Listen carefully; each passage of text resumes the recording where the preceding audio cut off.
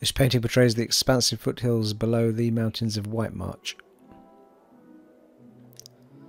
This painting depicts a forested ravine somewhere in the Living Lands. Well, that's nice to know.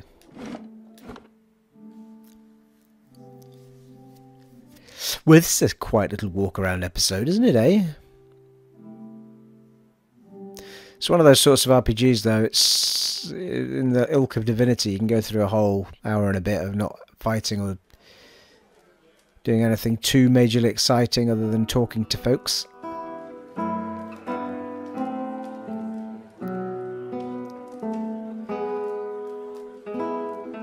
What are you doing in the kitchen? Dengler will get you sorted out with food and drink.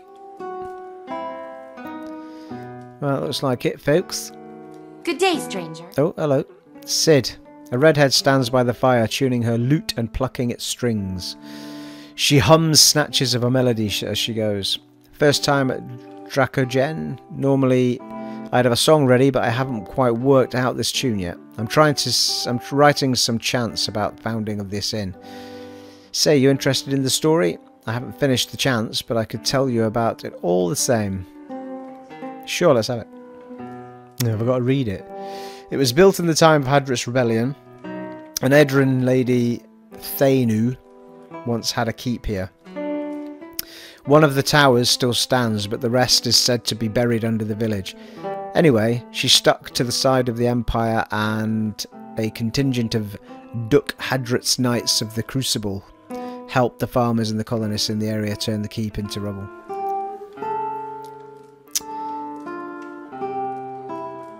And what do you mean it's supposed to be?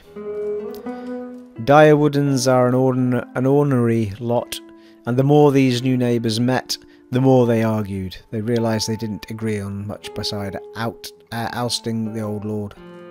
The biggest divide was over the Glanfathans and their nearby ruins. Hadrit's Knights and their supporters wanted to keep the peace, but a group of misfits with more anarchic leanings that had formed in town wanted to go after the tribes the same way they'd gone after their lord. Soon the villagers were fighting with each other as much as with the Adrians.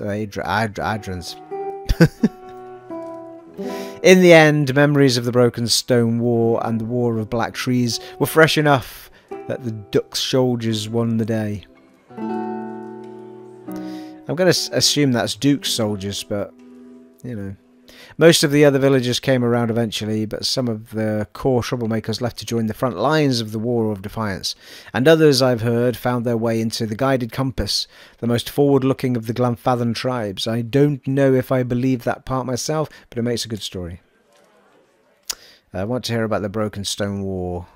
Tell me about the War of Black Trees. Farewell.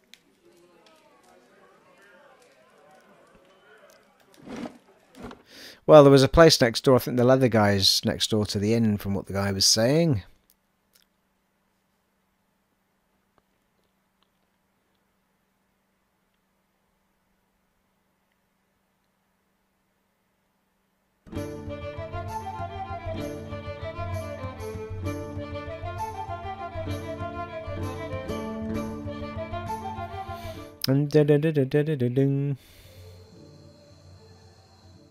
I like how the music's still playing. You can hear it faintly inside.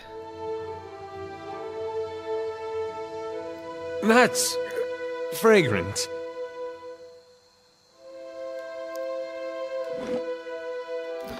Triggle's house,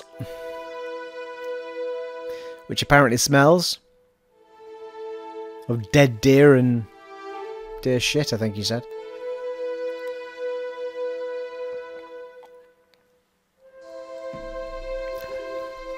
I can't find it anywhere, Nev. We'll talk about this later. Get back to the dyes. We'll take care of our customer.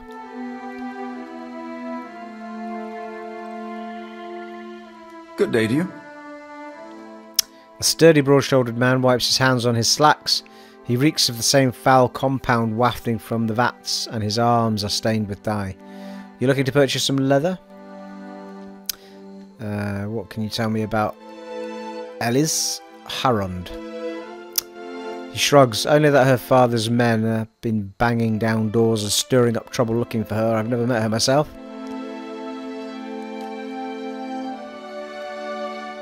Rumbald mentions something about an ogre. He's hardly talked about anything else since those pigs of his went missing. The whole town's been worried about the monster. People are starting to see shapes in their windows at night, hearing its growl and the snoring of their mates. It would put a lot of minds to ease if someone got rid of it. What's in the collapsed tower? It's collapsed. Nothing. He rolls his eyes and shrugs. A few hides on stretching racks and the tallow stench Dengler's always grumbling about. The rest of the keep's dust, just like the fool lady Thainu who tried to hold it. There's a bard at the inn who'll tell you the whole blazing story if you want to hear it. What do you got for sale? Oh nice, got weapons as well.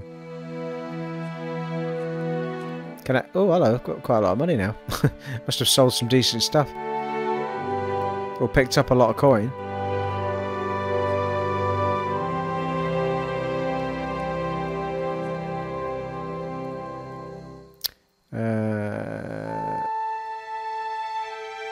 One-handed dagger.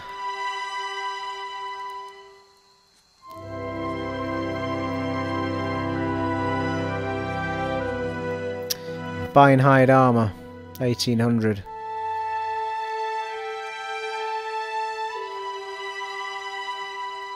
It doesn't seem to have anything great on it though. It just seems to be average defense and nothing else. You must be able to upgrade this stuff, surely.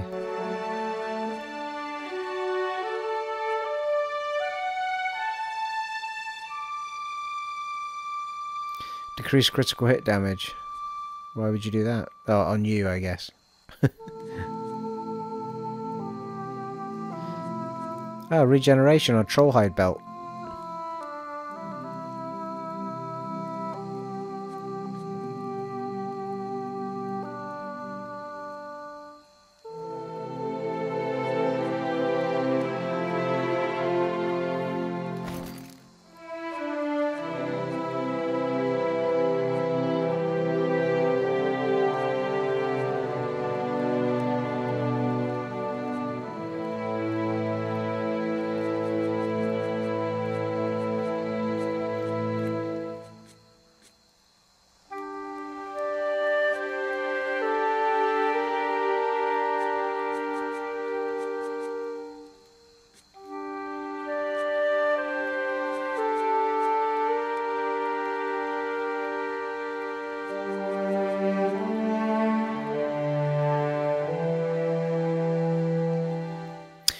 The recovery speed on the other one's minus 25, but it's probably because it's lighter armor, maybe.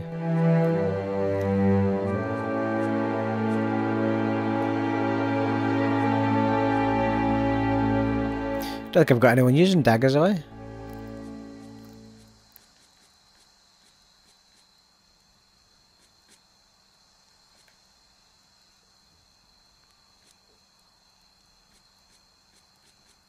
I'm going to try this, I think. I'm going to try retraining him and see what happens. Well, I'll tell you what we can do.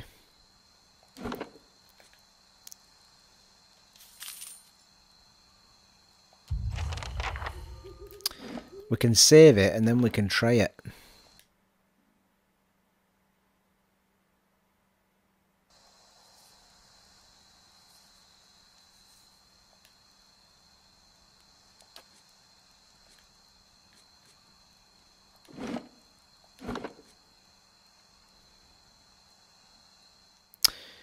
Yes, it does not let me change what I am, does it? Just the points.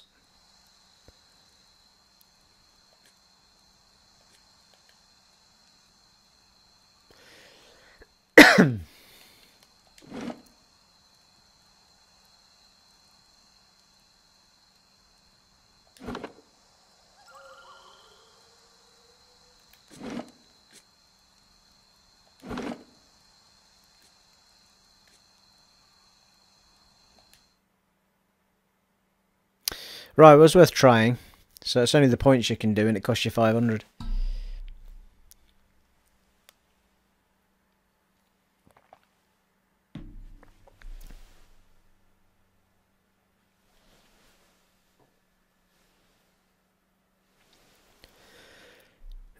Good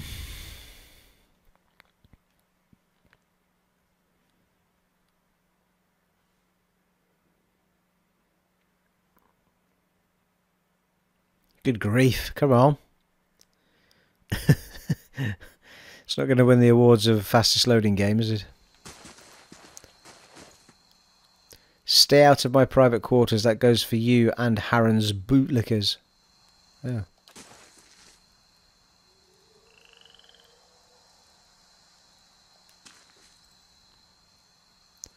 I'm not one for chit chat, blah.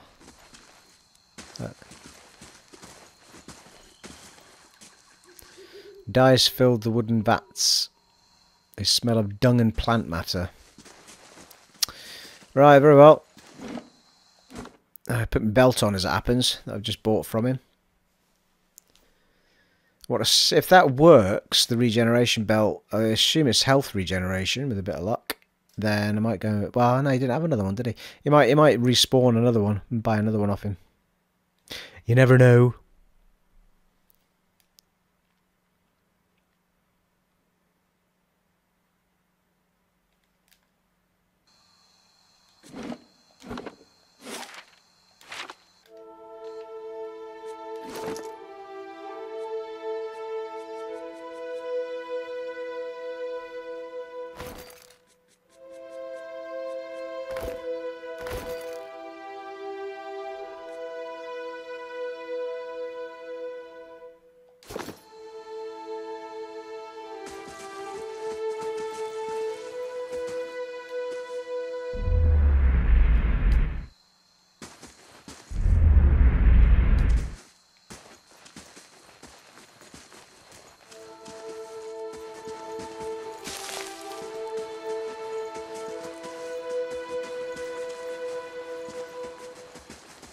Oh, hello.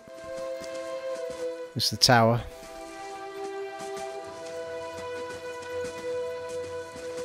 Oh, no, it's not. Just done a full circle, haven't we?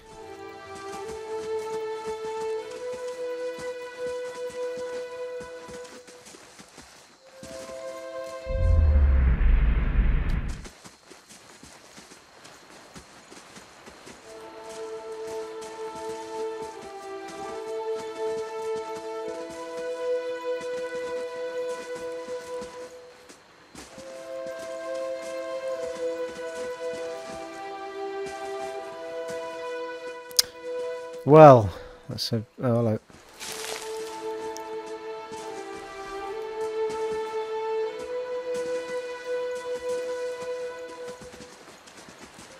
Takes us out, I assume.